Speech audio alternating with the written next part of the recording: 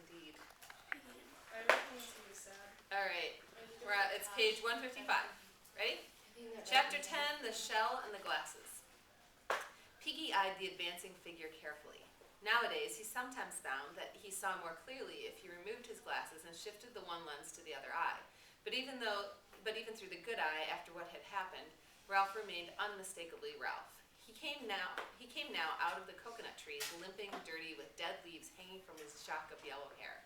One eye was a slit in his puffy cheek, and a great scab had formed on his right knee.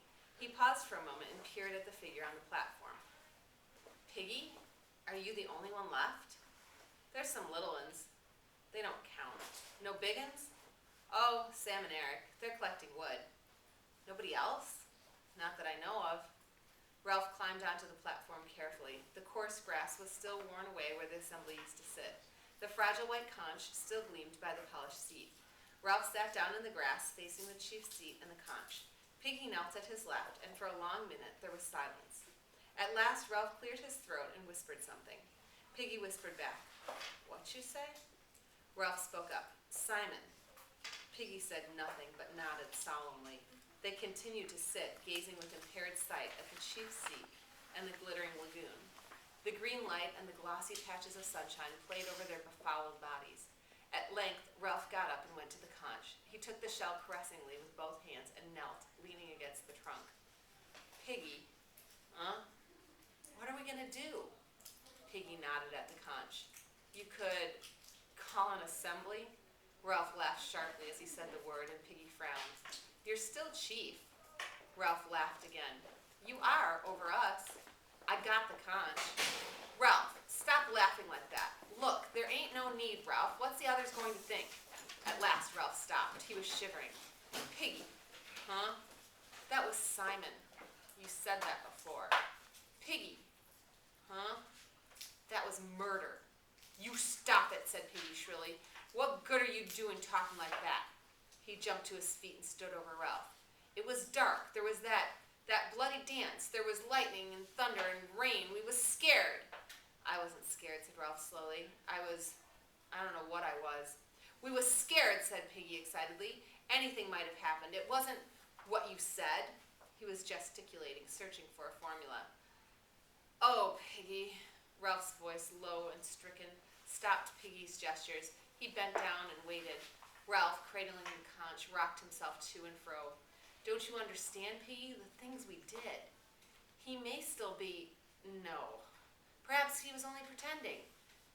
Piggy's voice trailed off at the sight of Ralph's face. "You were outside the circle. You never really came in. Didn't you see what they did?" There was loathing and at the same time a kind of feverish excitement in his voice. "Didn't you see, Piggy?" "Not all that well. I only got one eye now. You ought to know that, Ralph." Ralph continued to rock to and fro. "It was an accident," said Piggy suddenly. "That's what it was, an accident." His voice shrilled again. Coming in the dark. He had no business crawling like that out of the dark. He was batty. He asked for it. He gesticulated widely again. "It was an accident." "You didn't see what they did." "Look, Ralph, we got to forget this. We can't do no good thinking about it. See? I'm frightened of us. I want to go home. Oh, God, I want to go home." "It was an accident," said Piggy stubbornly, "and that's that." He touched Ralph's bare shoulder, and Ralph shuddered at the human contact. "And look, Ralph," Piggy glanced round quickly, then leaned close. "Don't let on we was in that dance. Not to Sam and Eric." "But we were, all of us." Piggy shook his head. "Not us till last. They never noticed in the dark. Anyway, you said I was only on the outside." "So was I," muttered Ralph. "I was on the outside, too." Piggy nodded eagerly. "That's right, we was on the outside. We never done nothing. We never seen nothing." Piggy paused, then went on. "We'll live on our own, the four of us." "4 of us? We aren't enough to keep the fire burning." "We'll try. See? I lit it." Sam and Eric came dragging a great log out of the forest. They dumped it by the fire and turned to the pool. Ralph jumped to his feet. "Hi, you too." The twins checked a moment, then walked on. "They're going to bathe, Ralph. Better get it over." The twins were very surprised to see Ralph. They flushed and looked past him into the air. "Hello, fancy meeting you, Ralph." "We just been in the forest to get the wood for the fire. We got lost last night. Ralph examined his toes. You got lost after the piggy cleaned his lens. After the feast, said Sam in a stifled voice. Eric nodded. Yes, after the feast. We left early, said Piggy quickly, because we were tired. So did we. Very early. We were very tired. Sam touched a scratch on his forehead and then hurriedly took his hand away. Eric fingered his split lip. Yes, we were very tired, repeated Sam. So we left early. Was it a good? The air was heavy with unspoken knowledge. Sam twisted and the obscene words shot out of him. Dance? Memory of the dance that none of them had attended shook all boys convulsively. We left early. When Roger came to the neck of the land that joined the Castle Rock to the mainland, he was not surprised to be challenged. He had reckoned, during the terrible night, on finding at least some of the tribe holding out against the horrors of the island in the safest place. The voice rang out sharply from on high, where the diminishing crags were balanced one on another. Halt! Who goes there? Roger. Advance, friend. Roger advanced. You could see who I was. The chief said we got to challenge everyone. Roger peered up. You couldn't stop me coming if I wanted. Couldn't I? Climb up and see. Roger climbed up the ladder-like cliff.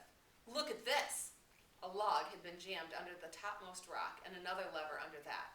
Roger leaned lightly on the lever and the rock groaned. A full effort would send the rock thundering down to the neck of land. Roger admired. He's a proper chief, isn't he? Robert nodded.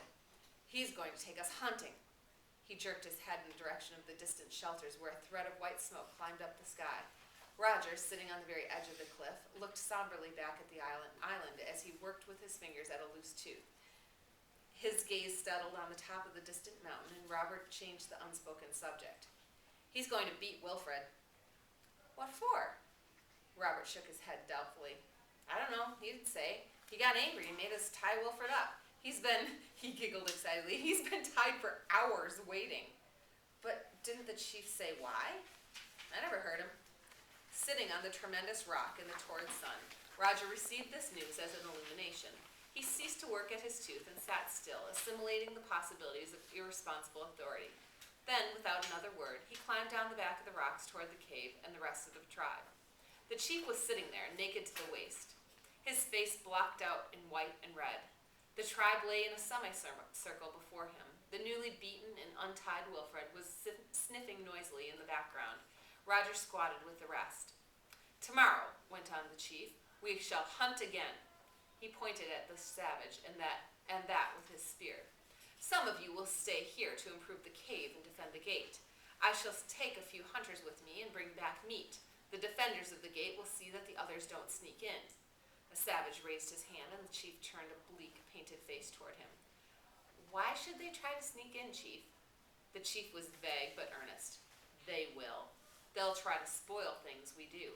So the watchers at the gate must be careful, and then, the chief paused. They saw a triangle of startling pink dart out, pass along his lips and vanish again. And then, the beast might try to come in. You remember how he crawled. The semicircle shuddered and muttered in agreement. He came, disguised. He may come again, even though we gave him the head of our kill to eat. So watch and be careful. Stanley lifted his forearm off the rock and held up an interrogative finger. Well, but didn't we? He squirmed and looked down. No! In the silence that followed, each savage flinched away from his individual memory. No! How could we kill it? Half relieved, half daunted by the implication of further terrors, the savages murmured again. So leave the mountain alone, said the chief solemnly, and give it the head if you go hunting. Stanley flickered his finger again. I expect the beast disguised itself. Perhaps, said the chief. A theological speculation presented itself. We'd better keep on the right side of him anyhow. You can't tell what he might do. The tribe considered this, and then were shaken, as if by a flow of wind.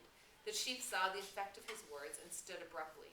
But tomorrow we'll hunt, and when we've got meat, we'll have a feast. Bill put up his hand. Chief, yes. What'll we use for lighting the fire? The chief's blush was hidden by the white and red clay. Into his uncertain silence, the tribe spilled their murmur once more. Then the chief held up his hand. We shall take fire from the others. Listen, tomorrow we'll hunt and get meat. Tonight, I'll go along with 2 hunters. Who'll come? Maurice and Roger put up their hands. Maurice. Yes, Chief? Where was their fire? Back at the old place by the fire rock. The chief nodded. The rest of you can go to sleep as soon as the sun sets. But us 3, Maurice, Roger, and me, we've got work to do. We'll leave just before sunset. Maurice put up his hand. But what happens if we meet? The chief waved his objection aside. We'll keep along by the sands. Then if he comes, we'll do our dance again. Only the 3 of us? Again, the murmur swelled and died away. Piggy handed Ralph his glasses and waited to receive back his sight. The wood was damp, and this was the 3rd time they had lighted it. Ralph stood back, speaking to himself. We don't want another night without fire. He looked round guiltily at the 3 boys standing by. This was the first time he had admitted the double function of the fire. Certainly one was to send up a beckoning column of smoke, but the other was to be a hearth now and a comfort until they slept. Eric breathed on the wood till it glowed and sent out a little flame.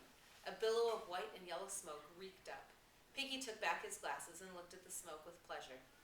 If only we could make a radio, or a plane, or a boat, Ralph dredged in his fading knowledge of the world. We might get taken prisoner by the Reds. Eric pushed back his hair. That'd be better than...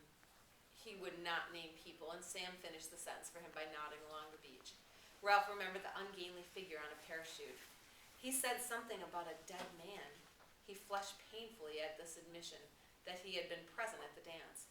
He made urging motions at the smoke and with his body. Don't stop, go on up. Smoke's getting thinner.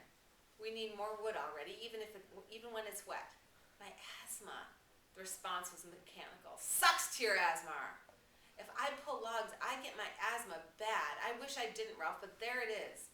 The 3 boys went into the forest and fetched armfuls of rotten wood. Once more the smoke rose, yellow and thick. Let's get something to eat. Together they went to the fruit trees, carrying their spears, saying little, cramming in haste. When they came out of the forest again, the sun was setting and only embers glowed in the fire, and there was no smoke. I can't carry any more wood, said Eric. I'm tired. Ralph cleared his throat. We kept the fire going up there. Up there it was small, but this has got to be a big one. Ralph carried a fragment to the fire and watched the smoke that drifted into the dusk. We've got to keep it going. Eric flung himself down. I'm too tired, and what's the good? Eric, cried Ralph in a shocked voice, don't talk like that. Sam knelt by Eric. Well, what is the good? Ralph tried indignantly to remember. There was something good about fire, something overwhelmingly good. Ralph's told you often enough, said Piggy moodily. How else are we going to be rescued? Of course, if we don't make smoke. He squatted before them in the crowding dusk. Don't you understand? What's the good of wishing for radios and boats? He held out his hand and twisted the fingers into a fist. There's only one thing we can do to get out of this mess. Anyone can play at hunting. Anyone can get us meat. He looked from face to face. Then at the moment of greatest passion and conviction, that curtain flapped in his head and he forgot what he had been driving at. He knelt there, his fists clenched, gazing solemnly from one to the other. Then the curtain whisked back. Oh, yes. So we've got to make smoke and more smoke. But we can't keep it going. Look at that. The fire was dying on them. 2 to mind the fire, said Ralph, half to himself. That's 12 hours a day. We can't get any more wood, Ralph. Not in the dark. Not at night. We can light it every morning, said Piggy. Nobody ain't going to see smoke in the dark. Sam nodded vigorously. It was different when the fire was up there. Ralph stood up, feeling curiously defenseless with the darkness pressing in. Let the fire go then for tonight. He led the way to the first shelter, which still stood, though battered. The bed leaves lay within, dry and noisy to the touch. In the next shelter, a little one was talking in his sleep. The 4 big ones crept into the shelter and burrowed under the leaves. The twins lay together, and Ralph and Piggy at the other end. For a while, there was the continual creak and rustle of leaves as they tried for comfort. Piggy. Yeah? All right? Suppose so. At length, save for an occasional rustle, the shelter was silent. An oblong of blackness relieved with brilliant spangles hung before them, and there was the hollow sound of surf on the reef. Ralph settled himself for his nightly game of supposing. Supposing they could be transported home by jet. Then, before morning, they would land at that big airfield in Wiltshire. They would go by car. No, For things to be perfect, they would go by train, all the way down to Devon and take that cottage again. Then at the foot of the garden, the wild ponies would come and look over the wall. Ralph turned restlessly in the leaves. Dartmoor was wild, and so were the ponies, but the attraction of wildness had gone. His mind skated to a consideration of a tamed town where savagery could not set foot. What could be safer than the bus center with its lamps and wheels? All at once, Ralph was dancing round a lamp standard. There was a bus crawling out of the bus station, a strange bus. Ralph! Ralph! What is it? Don't make a noise like that. Sorry. From the darkness of the further end of the shelter came a dreadful moaning, and they shattered the leaves in their fear. Sam and Eric, locked in embrace, were fighting each other. Sam! Sam! Hey, Eric! Presently, all was quiet again. Piggy spoke softly to Ralph. We got to get out of this. What do you mean? Get rescued. For the first time that day, and despite the crowding blackness, Ralph sniggered. I mean it, whispered Piggy. If we don't get home soon, we'll be barmy.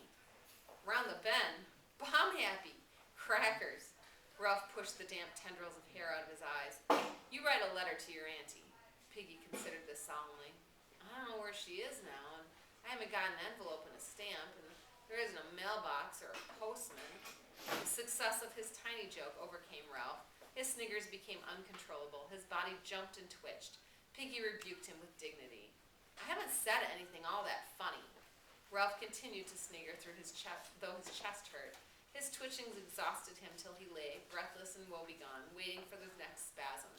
During one of these pauses, he was ambushed by sleep. Ralph! You've been making a noise again. Do be quiet, Ralph, because... Ralph heaved over among the leaves. He had reason to be thankful that his dream was broken, for the bus had been nearer and more distinct. Why? Because... Be quiet and listen. Ralph lay down carefully to the accompaniment of a long sigh from the leaves.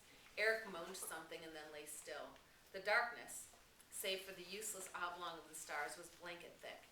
I can't hear anything. There's something moving outside. Ralph's head prickled. The sound of his blood drowned all else and then subsided. I still can't hear anything. Listen. Listen for a long time. Quite clearly and emphatically, and only a yard or so away from the back of the shelter, a stick cracked. The blood roared again in Ralph's ears. Confused images chased each other through his mind. A composite of these things was prowling round the shelters. He could feel Piggy's head against his shoulder and the convulsive grip of a hand. Ralph! Shut up and listen. Desperately, Ralph prayed that the beast would prefer little uns. A voice whispered horribly outside. Piggy. Piggy. It's come, gasped Piggy. It's real. He clung to Ralph and reached to get his breath. Piggy, come outside. I want you, Piggy. Ralph's mouth was against Piggy's ear. Don't say anything. Piggy. Where are you, Piggy? Something brushed against the back of the shelter. Piggy kept still for a moment, and then he had his asthma.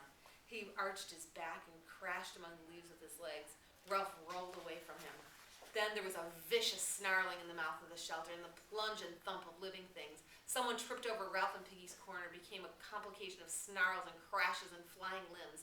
Ralph hit out, and then he and what seemed like a dozen others were rolling over and over, hitting, biting, scratching. He was torn and jolted, found fingers in his mouth and bit them. A fist withdrew and came back like a piston so that a whole shelter exploded into light. Ralph twisted sideways on top of a writhing body and felt his hot breath on his cheek. He began to pound the mouth below him, using his clenched fist as a hammer. He hit with more and more passionate hysteria as the face became slippery. A knee jerked up between his legs and he fell sideways, busying himself with his pain, and the fight rolled over him. Then the shelter collapsed with smothering finality, and the anonymous shapes fought their way out and through. Dark figures drew themselves out of the wreckage and flitted away till the screams of the little uns and Piggy's gasps were once more audible. Ralph called out in a quavering voice, All you little uns, go to sleep. We've had a fight with the others, now go to sleep. Sam and Eric came close and peered at Ralph. Are you two all right? I think so. I got busted. So did I. How's Piggy? They hauled Piggy clear of the wreckage and leaned him against a tree. The night was cool and purged of immediate terror. Piggy's breathing was a little easier. Did you you get hurt, Piggy? Not much. That was Jack and his hunters, said Ralph bitterly. Why can't they leave us alone? We gave them something to think about, said Sam. Honesty compelled him to go on. At least you did. I got mixed up with myself in a corner. I gave one of them what for, said Ralph. I smashed him up all right. He won't want to come and fight us again in a hurry. So did I, said Eric. When I woke up, one was kicking me in the face. I got an awful bloody face, I think, Ralph, but I did him in the end. What did you do? I got my knee up, said Eric with simple pride, and I hit him with it in the pills. You should have heard him holler. He won't come back in a hurry either, so we didn't do too badly. Ralph moved suddenly in the dark, but then he heard Eric working his mouth. What's the matter? Just a loose tooth. Piggy drew up his legs. You all right, Piggy? I thought they wanted the conch. Ralph trotted down the pale beach and jumped onto the platform. The conch still glimmered by the chief's seat. He gazed for a moment or two, then went back to Piggy. They didn't take the conch. I know. They didn't come for the conch. They came for something else. Ralph, what am I going to do? Far off along the bow-stave of beach, 3 figures trotted toward the castle rock. They kept away from the forest and down by the water. Occasionally, they sang softly. Occasionally, they turned cartwheels down by the moving streak of phosphorescence. The chief led them, trotting steadily, exulting in his achievement. He was a chief now, in truth, and he made stabbing motions with his spear. From his left hand dangled Piggy's broken